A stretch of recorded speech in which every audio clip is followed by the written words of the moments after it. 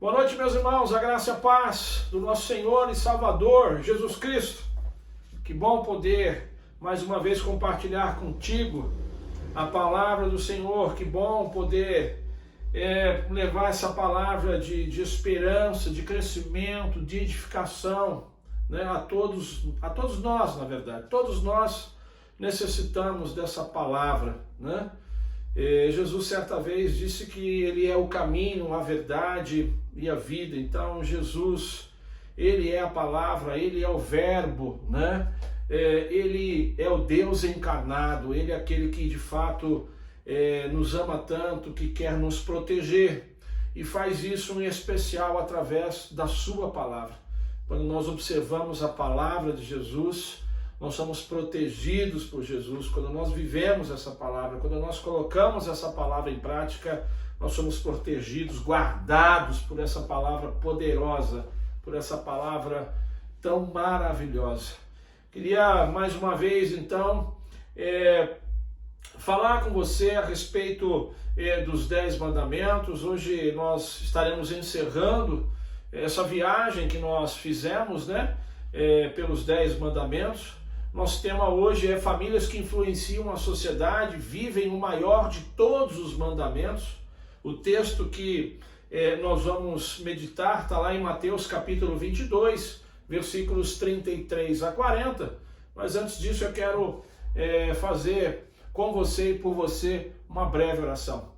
Se for possível, eu gostaria que você fechasse seus olhos, baixe sua cabeça agora, peça para Deus falar com você e, acima de tudo, peça para Deus que você tenha fé e coragem para viver essa palavra, porque só assim nós vamos experimentar o Deus da palavra, esse Deus tão maravilhoso. Senhor, nós mais uma vez estamos diante da sua presença em oração e sempre fazemos isso em nome de Jesus. Perdoa os nossos pecados, Deus, tem misericórdia de nós. Ajuda-nos, ó Deus, a não pecarmos contra o Senhor. Queremos te agradecer, Pai, pela salvação em Cristo Jesus, pelo dom da vida. Queremos te agradecer, ó Deus, por esse nosso relacionamento, pela sua presença, Deus, na nossa vida. Presença essa que tem sido tão abençoadora. Presença essa que tem sido marcante, Senhor, transformadora em nossas vidas, Pai. Nesse momento nós rogamos ao Senhor pela Tua palavra. Usa ela, Senhor, para falar conosco. O Espírito Santo nos convence daquilo que precisamos ser convencidos, Deus. Nos abençoe nesse momento, Pai. Em nome de Jesus, que nós oramos, Senhor, e agradecemos. Amém. E graças a Deus. Abra sua Bíblia lá, Evangelho de Mateus, capítulo 22, versículos 33 a 40. Diz assim a palavra do nosso Deus. Ouvindo isso, a multidão ficou admirada com o seu ensino. Ao ouvirem dizer que Jesus havia deixado os saduceus sem resposta, os fariseus se reuniram. Um deles, perito na lei, o pôs à prova com esta pergunta: Mestre, qual é o maior mandamento da lei? Respondeu Jesus: ame o Senhor, o seu Deus, de todo o seu coração, de toda a sua alma e de todo o seu entendimento. Esse é o primeiro e maior mandamento. E o segundo é semelhante a ele: ame o seu próximo como a si mesmo. Desses 2 mandamentos dependem toda a lei e os profetas. Queridos, as palavras de Jesus sobre todos os mandamentos, nós não encontramos apenas aqui em Mateus capítulo 22, mas também encontramos essa declaração de Jesus em Marcos capítulo 12, Lucas capítulo 10, e eu não sei se você percebeu, mas nesse texto Jesus responde a uma pergunta de certa forma provocativa dos fariseus. E ao responder aos fariseus, Jesus também lembra o texto de Deuteronômio, capítulo 6, verso 5, Levíticos 19 e 18. Então, lendo todos esses textos, Jesus ele está fazendo questão de nos lembrar que sem amor não há religião verdadeira. Sem amor não há um relacionamento verdadeiro com Jesus Cristo. Porque quando nós demonstramos amor ao próximo, nós estamos também demonstrando amor a Deus, estamos demonstrando amor a Jesus. Ou seja, quando amamos a Deus, sentimos o desejo de amar o próximo, porque o próximo é a imagem e semelhança de Deus. O próximo é alguém que também foi a causa da morte de Jesus. Jesus morreu pelo próximo. Jesus verteu o seu sangue pelo nosso próximo. Está muito afim de salvar o próximo, de melhorar a vida do próximo. Então, o amor, ele é a dádiva da essência de Deus. Deus é amor, diz a palavra. E Deus, então, ele nos concede do seu amor. O amor é o exercício, o amor é uma arte que todos nós precisamos sempre estar dispostos a aprender, a praticar. Nós, os discípulos de Jesus, irmãos, por conta desse nosso relacionamento com Jesus, o fato de Jesus ser o nosso Senhor e Salvador, há em nós esta fagulha deste amor.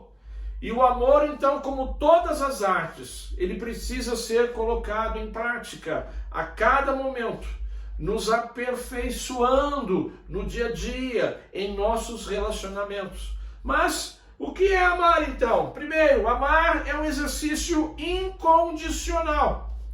Queridos, jamais nós podemos colocar uma condição para se deixar de amar o cônjuge, para se deixar de amar a família, para se deixar de amar uma pessoa. Os cônjuges, os filhos, assim como os pais, devem usufruir desse amor sem fronteiras, porque o verdadeiro amor, irmãos, ele é permanente. O verdadeiro amor, ele implica em fazer opções. O verdadeiro amor, ele sempre dá preferência ao outro. É claro, sem, no entanto, deixar de priorizar o senhorio de Cristo em nossas vidas.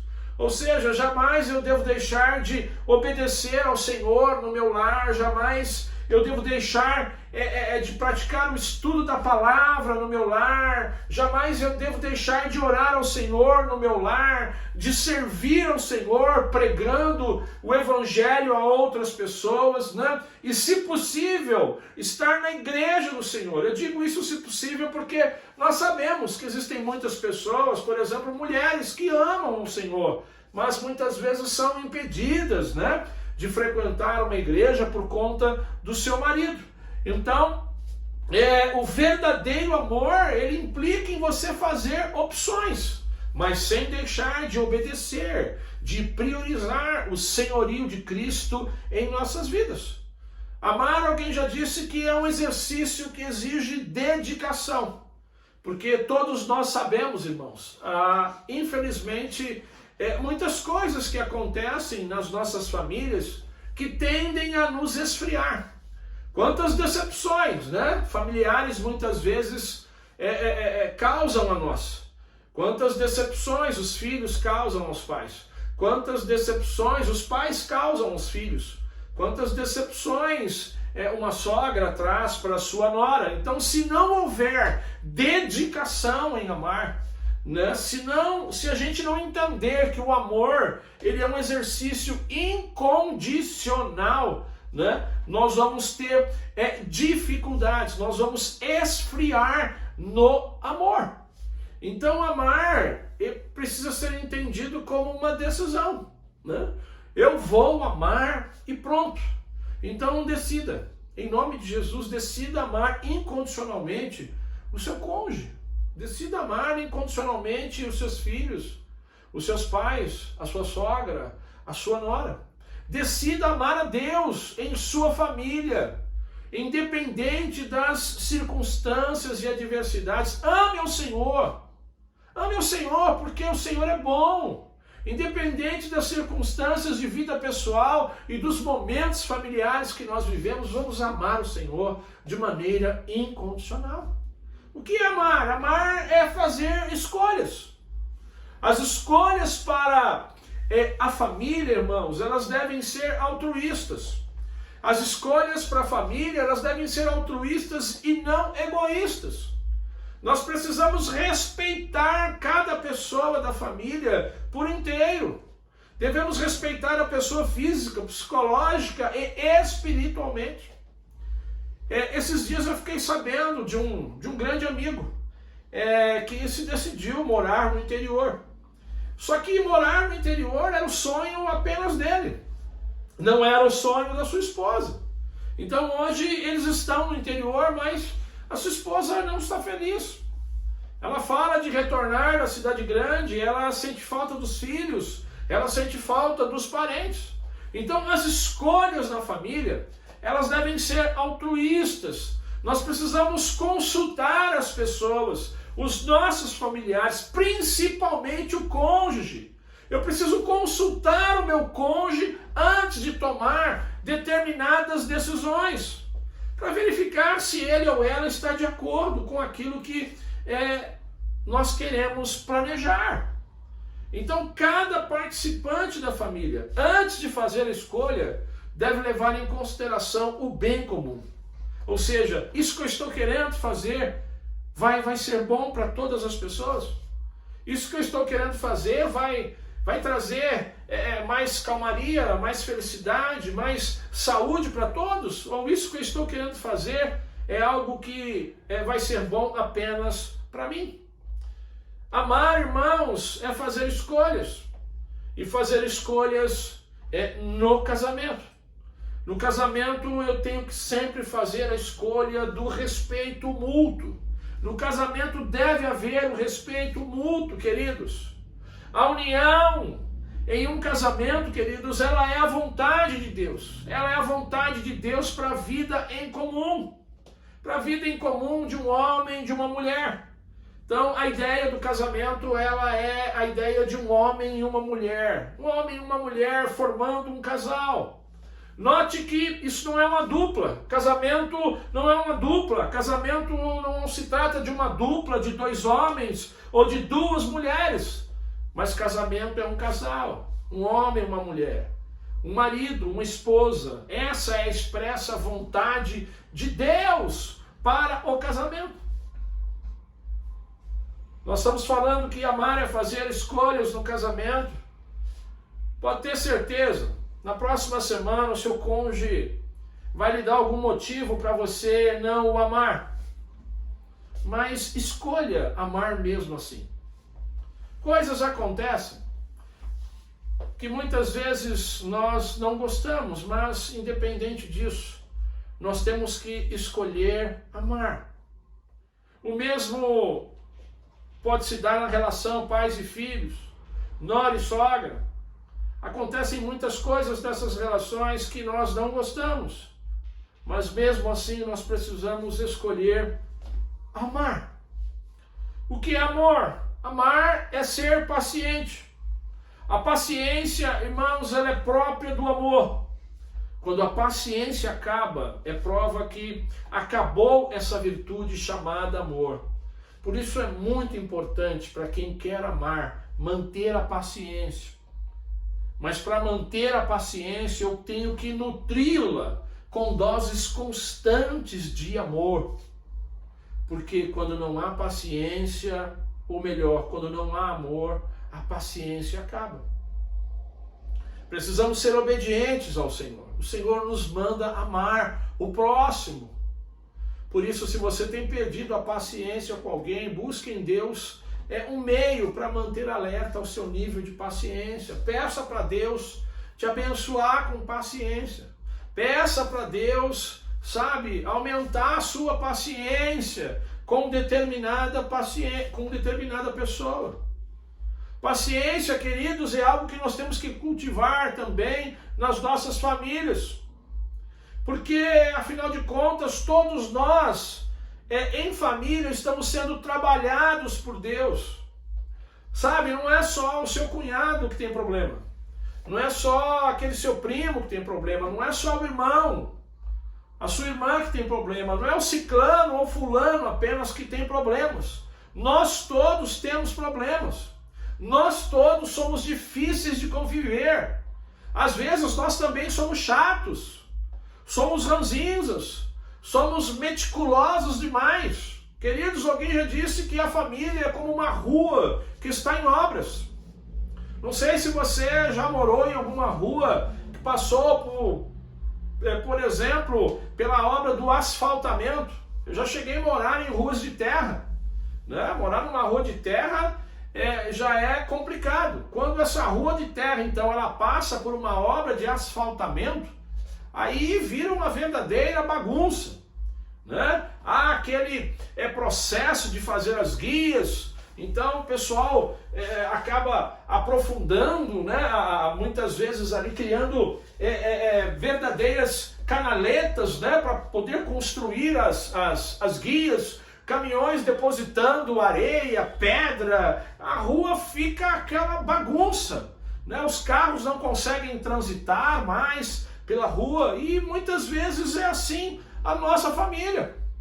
As pessoas são pecadoras, às vezes a gente com problema de caráter e por aí vai. Então é preciso ter paciência, porque Deus ele vai também nos aperfeiçoando nessa questão de amar as pessoas.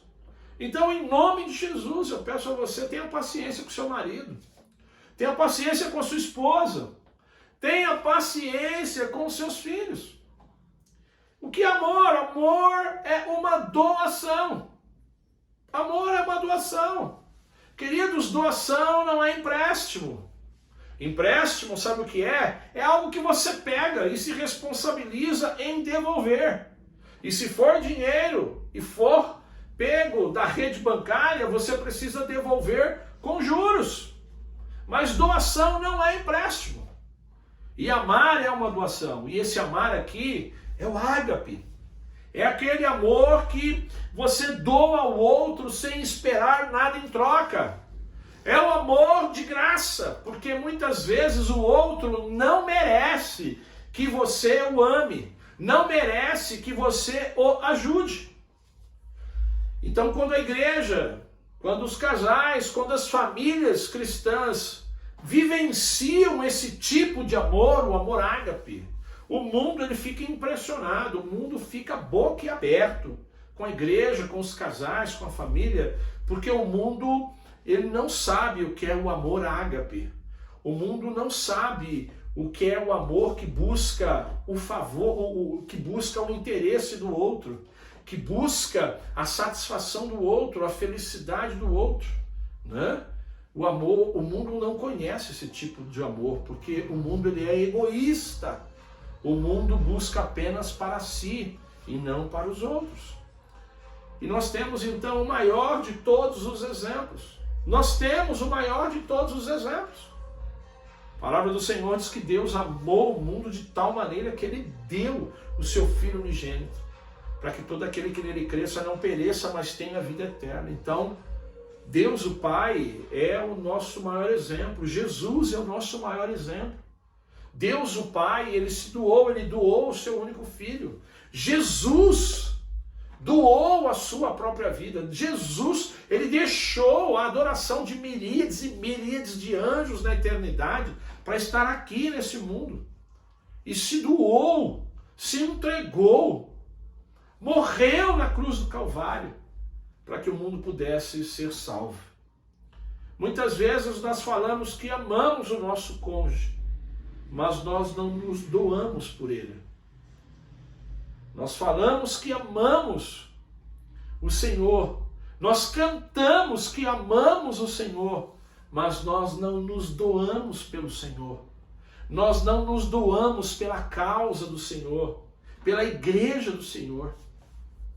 Queridos, infelizmente, a fé da igreja do século 21, sabe como é que é a fé da igreja do século 21 hoje?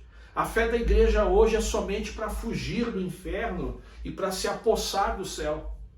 As pessoas se esquecem que Jesus exige uma renúncia total dos seus discípulos. Lucas capítulo 14, verso 33, palavras de Jesus. Da mesma forma, qualquer de vocês que não renunciar a tudo que possui, não pode ser meu discípulo. Quando nós nos doamos por Deus, quando nós amamos a Deus, a causa de Deus, o nosso cônjuge, nós renunciamos a nós mesmos. Quando nós nos doamos, quando nós amamos a Deus, quando nós amamos o nosso cônjuge. nós renunciamos a nós mesmos. O que é amor? Amar é perdoar. Um dos aspectos mais necessários da vida conjugal, da vida familiar, dos relacionamentos em geral, é o perdão. A falta de perdão, ela é terrível, porque ela nos escraviza, ela destrói as famílias, ela destrói o casamento, ela destrói os nossos relacionamentos com as pessoas.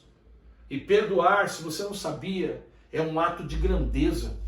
Quando você perdoa alguém, você está simplesmente dizendo para ele ou para ela, para a glória de Deus, que você é melhor, que você é maior do que ele ou ela. Mas perdoar também é um prejuízo. Perdoar é um prejuízo. Muitas vezes, em nome do amor, nós temos que assumir prejuízos que determinadas pessoas nos dão. É verdade. Quantas vezes, por amar alguém, nós fomos prejudicados? Quantas vezes, por amar alguém, nós passamos por prejuízos? Nós perdemos algo, né? Isso é bom. Isso demonstra que nós temos Cristo na nossa vida, que nós somos cristãos, que nós somos seguidores de Jesus, porque Jesus, por amor a nós, ele perdeu a sua própria vida, ele se desgastou por nós, ele foi até a morte e morte de cruz. Mas eu quero aqui abrir um parênteses. Eu tenho que tomar cuidado, temos também que tomar cuidado, porque infelizmente muitas pessoas têm um desvio sério de caráter, e se nós não tomarmos cuidado, nós vamos ter prejuízos sempre. E tendo prejuízo sempre, isso pode acabar com a nossa felicidade, isso pode acabar com a felicidade de alguém. Jesus, certa vez, ele disse que nós temos que ser simples como a pomba, mas prudentes como a serpente. Vamos amar, precisamos perdoar as pessoas. Mas a prudência também nunca é demais com determinadas pessoas. Queridos, ainda falando do perdão como símbolo do amor, nós devemos perdoar sem esperar reciprocidade. Quando amamos, nós perdoamos. Sim, perdoamos. Mas se em algum momento nós não formos perdoados por uma determinada pessoa que nós já perdoamos, nem por isso vamos deixar de amá-la, nem por isso vamos deixar de querer o seu bem. Então, na família, no casamento, nós temos que aprender sempre a conjugar o verbo perdoar, porque Jesus, ele diz que o perdão ele precisa ser 70 vezes 7, ou seja, o perdão ele tem que ser inúmeras vezes. Então, seja no casamento, seja na relação pais e filhos, nora e sogra, nós devemos perdoar sempre, em nome de Jesus. Eu quero concluir essa minha fala. Uma família, irmãos, uma família amada, uma família feliz, ela, independente das circunstâncias agravantes ou atenuantes, essa família, essa pessoa, ela só ama, ela só consegue amar verdadeiramente se ela viver na dependência do senhorio de Cristo, na dependência do Espírito Santo. Então ame a sua família incondicionalmente, exercite o perdão em nome do amor e não em nome da justiça. Ame a sua família como você ama a si mesmo. Maridos e esposas, quando se amam de verdade, eles vão impactar o meio em que eles vivem, eles vão impactar a sua vizinhança, eles vão impactar os seus colegas, e assim o Evangelho vai ficar conhecido, porque somente o Senhor para abençoar uma relação entre um homem e uma mulher. Famílias em que os seus membros demonstram amor, queridos, de verdade, essas famílias vão influenciar a sociedade com o amor de Deus, esse amor que foi demonstrado na cruz do Calvário. Os 10 mandamentos, nós encerramos hoje. Encerramos hoje uma viagem que nós fizemos pelos 10 mandamentos. Os 10 mandamentos, eles só terão um significado se o amor estiver presente nas nossas famílias. Se o amor estiver presente no nosso coração, para com Deus, é claro, em primeiro lugar, e depois para com o nosso próximo, então os mandamentos, eles serão vivenciados, eles serão praticados e serão seguidos. Então, amar a Deus e o próximo é a base para viver os 10 mandamentos. Eu queria fazer um apelo para você que está me ouvindo e de repente está com dificuldade para amar, está com dificuldade para perdoar, você não consegue amar. Seu coração está cheio de ódio. Em nome de Jesus. Aceite Jesus. Aceite Jesus pela fé. A Bíblia diz que os nossos pecados, eles nos separam de Deus. E andar separado de Deus, uma das consequências é essa. É viver com o coração cheio de ódio, cheio de amargura. Então reconheça que você é pecador, reconheça que você precisa de Deus. Reconheça que você tem que se arrepender dos seus pecados. Confesse Jesus como seu Senhor e Salvador. Porque somente Jesus é quem nos aproxima de Deus e tem o poder para nos dar vida nova. Certa vez Jesus disse, olha, eu sou o caminho. Jesus é o caminho. Não existe outro caminho. Não existe outra religião. Jesus é o caminho para transformar a sua vida, para mudar o seu coração, para trazer paz, equilíbrio para você. Jesus disse, eu sou o caminho, eu sou a verdade. Jesus, ele é a verdade de Deus para você. Não há outra verdade. E Jesus é a vida. Jesus é a vida abundante. É a vida que você tanto anseia. Uma vida de paz, de alegria, de equilíbrio. Jesus é o caminho, a verdade e a vida. E ninguém vem ao Pai se não for por intermédio dele. Jesus vai perdoar os teus pecados, Jesus vai te dar vida eterna, o maior de todos os milagres, Jesus vai te salvar, mas Jesus também vai te ajudar a limpar o seu coração. Jesus vai te ajudar a liberar esse perdão, a praticar o amor nos seus relacionamentos. Pense bem nisso. Que Deus te abençoe. Muito obrigado mais uma vez, meu irmão, minha irmã, você, meu amigo ouvinte, por separar esse tempo para estarmos juntos compartilhando da palavra do nosso Deus. Que a graça do Deus Pai, o amor do Deus Filho e as doces consolações do Espírito Santo de Deus permaneçam com todos nós desde agora e para todos sempre. Amém e graças a Deus.